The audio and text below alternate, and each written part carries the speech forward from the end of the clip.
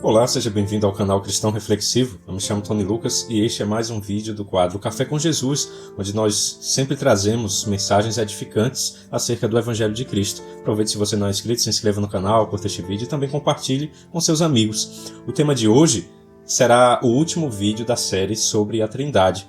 Nós temos trazido ao longo dessas semanas mensagens e textos que apontam as diferentes manifestações do Deus que nós cremos, o Deus bíblico, através de suas aparições no Velho Testamento e também no Novo Testamento, por meio da figura do Deus Pai, Deus Filho e também o Espírito Santo.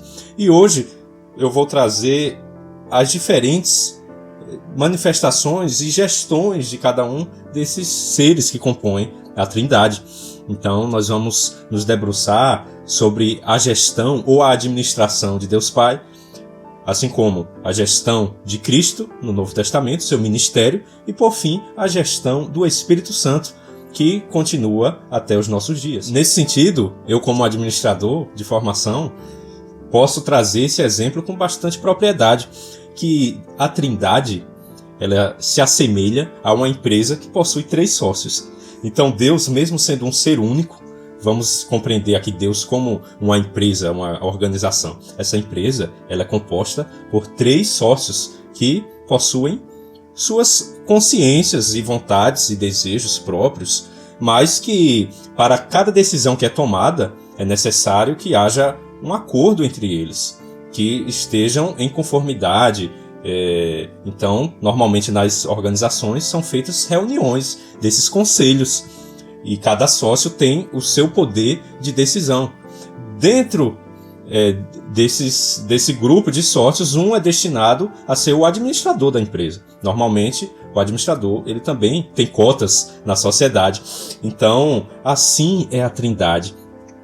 Nós vemos que no Velho Testamento operou o governo de Deus Pai. Logo após, vemos a administração de Cristo no Novo Testamento, cumprindo todo o projeto que foi predeterminado, e após a partida de Cristo, que ele ressuscitou e foi assunto aos céus, o Espírito Santo, o Consolador, ele vem para dar aperfeiçoamento a essa obra.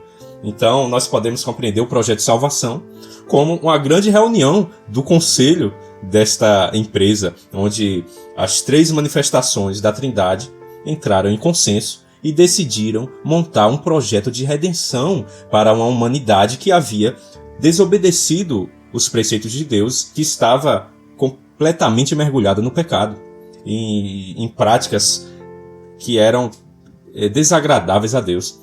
E assim, tal como a empresa, também foram necessários funcionários dessa empresa.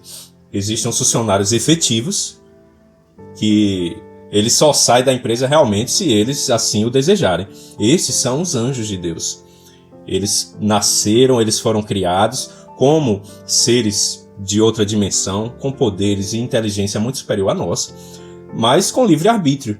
Eles poderiam servir a Deus ou buscar a sua própria vontade. Daí houve a separação entre os funcionários obedientes, que fazem parte do exército de Deus, e os anjos rebeldes ou funcionários que se rebelaram e pediram demissão por justa causa e montaram uma empresa paralela, concorrente, digamos assim, à empresa de Deus, ao reinado de Deus.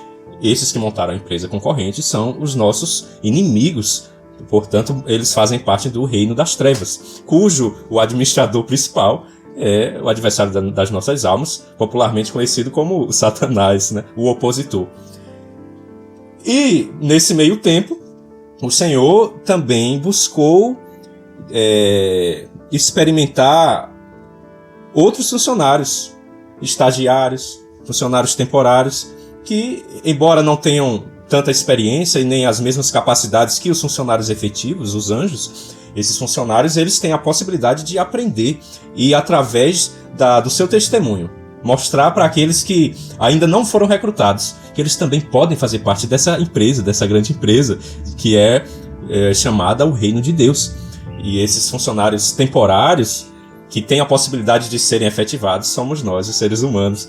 Durante a nossa pequena estadia aqui na Terra, nós somos provados, somos avaliados conforme a nossa principalmente retidão de coração, a nossa obediência aos preceitos de Deus e também através da nossa fé. Sem fé é impossível agradar a Deus, então nós não dizemos que são as nossas obras ou a nossa performance que garante que nós agrademos a Deus, mas principalmente quando nós confiamos e entendemos que o projeto dele ele é perfeito para nós. E não nos rebelamos como os funcionários efetivos do início que eu falei se rebelaram, os anjos caídos, né? Portanto, esse aqui está um resumo da organização de Deus. E nós vemos essas diferentes manifestações ao longo da história. No Velho Testamento operou a administração de Deus Pai. E, ao mesmo tempo, a sociedade daquele período, ela não possuía os mesmos recursos que nós temos hoje.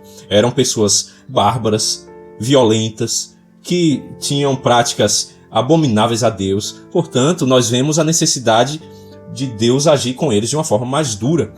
Por isso, os 10 mandamentos, a lei que Deus revelou a Moisés, nós vemos principalmente ali, né, nos 5 primeiros livros da Bíblia, como por exemplo em Levíticos 19, Levíticos 20, onde existe uma série de regras para que o povo não pecasse, não se contaminasse, não matasse o seu próximo, não desejasse aquilo que era do outro, práticas que eram imorais diante de Deus, como pedofilia, desejar a mulher do próximo, o adultério, zoofilia, várias coisas que o ser humano daquela época, que estava em um estado, digamos assim, de menor evolução em termos de consciência, eles praticavam, e por isso Deus agia com eles daquela forma. Muitas das vezes as pessoas até dizem, mas o Deus do Velho Testamento ele é muito duro.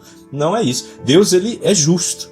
E o ser humano, há 5.000 anos atrás, 4.000 anos atrás, estava em uma condição muito menos evoluída. Ora, se hoje nós nos espantamos com as crueldades que são praticadas pelos seres humanos, nós até percebemos que nós talvez não tenhamos mudado tanto assim. Imagine naquela época. Então, o Velho Testamento foi muito sangrento.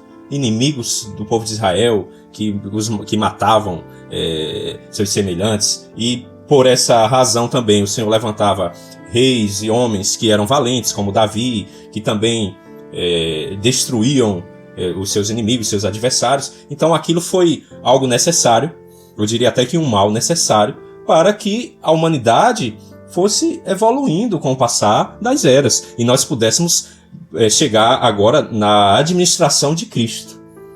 Portanto, a gestão de Cristo, nós vemos já a misericórdia de Deus tomando a frente. Por isso que o Senhor diz, eu não vim para julgar o mundo ainda, pelo menos por enquanto, mas sim para salvá-lo. E o Senhor cumpriu isso na cruz, quando ele oferece sua vida em sacrifício a todos nós. Por isso que Isaías ele vê a conversa desse conselho, dessa administração da Trindade, quando Isaías ele ouve uma voz que diz assim, a quem enviarei e quem há de ir por nós? Esse texto profeticamente aponta para esse diálogo na eternidade entre os membros da Trindade que estavam definindo os rumos do projeto de redenção do ser humano. E Isaías ele fala ali profeticamente, envia-me para pregar nesse evangelho de redenção, mas isso aponta para justamente o ministério de Cristo. Também em Isaías nós vemos, Isaías 61, versículo 2, é falado assim, que o Senhor Jesus, o Messias, o enviado, o ungido de Deus, ele veio para proclamar o ano aceitável do Senhor e o dia do juízo do nosso Deus, e para confortar todos os que choram ou que pranteiam. Então, a função da administração de Cristo, agora a segunda pessoa da Trindade, é justamente anunciar o perdão de Deus. Se o Senhor, o Deus Pai, durante a sua administração no Velho Testamento, ele tratava com mão de ferro para todos aqueles que pecavam, né? Ou era feito algum sacrifício, ou essa pessoa muitas das vezes era eliminada da congregação de Israel, apedrejado, para que aquele exemplo, um exemplo duro, ele pudesse impedir ou coagir aos outros não praticarem aqueles atos abomináveis. Durante o ministério de Cristo nós vemos essa transição. O pecado continuou sendo desagradável a Deus, mas agora existe um meio de ser pago esse pecado e que não requeira a morte do ser humano. Por quê? Porque o justo, o santo, aquele que também é Deus, Deus Filho, ele veio e se sacrificou por cada um de nós. E agora ele nos compra para Deus Pai. No livro de Apocalipse fala que Cristo comprou para o Pai povos de todas as línguas, tribos e nações e os fez reis e sacerdotes para Deus. Portanto, o sacrifício perfeito de Jesus, ele redime essa humanidade que estava caminhando para a sua própria destruição, principalmente do ponto de vista espiritual. Porque os anjos que se rebelaram contra Deus, que nós falamos no início, eles já estão condenados. O inferno, nesse sentido, da punição que foi criada por Deus, foi justamente para esses seres eternos que se rebelaram, os primeiros funcionários da empresa de Deus, que foram os anjos caídos. Mas para o ser humano existe a possibilidade de redenção quando nós nos arrependemos e aceitamos o governo, a administração de Deus, da Trindade nas nossas vidas. E, da mesma forma, após o sacrifício de Cristo, dá-se início à gestão do Espírito Santo. Qual a função do Espírito Santo? Aperfeiçoar a obra que foi iniciada na cruz. Quando o Senhor Jesus ele se sacrifica, o Consolador ele pôde vir e agora ser derramado sobre toda a carne, gerando frutos do Espírito Santo, transformação interior, ousadia para a pregação da palavra, o testemunho, né, de Cristo.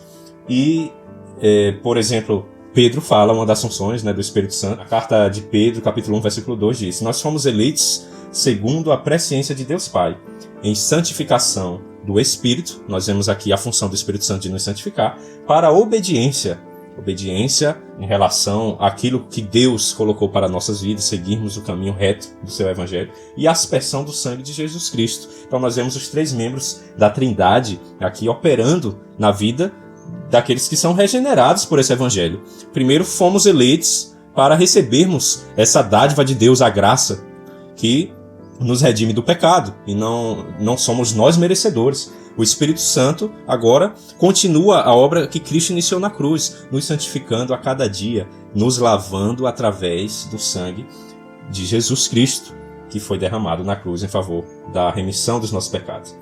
E em Romanos, por exemplo, fala de uma outra função do Espírito Santo, que é interceder por nós.